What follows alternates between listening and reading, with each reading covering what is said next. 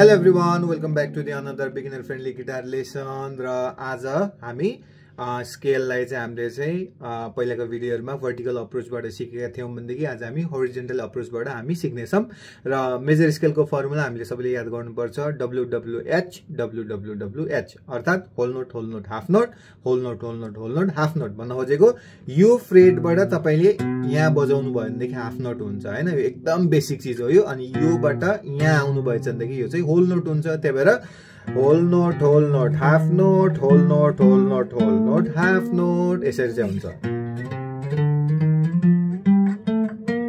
हैन। अब मैले सी मेजर स्केल लाई चाहिँ लिएको छु तपाईले जुन स्केलबाट पनि ट्राई गर्न सक्नुहुन्छ मेजर स्केल को कुरा हुँदैछ यहाँ यसरी बजाउन पनि सक्नु हुन्छ अलिकति बानी भइसकेपछि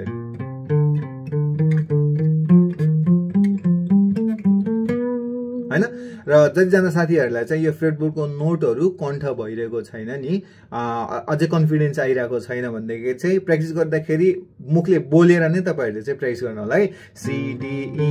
हैन अनि त्यसपछि ई एफ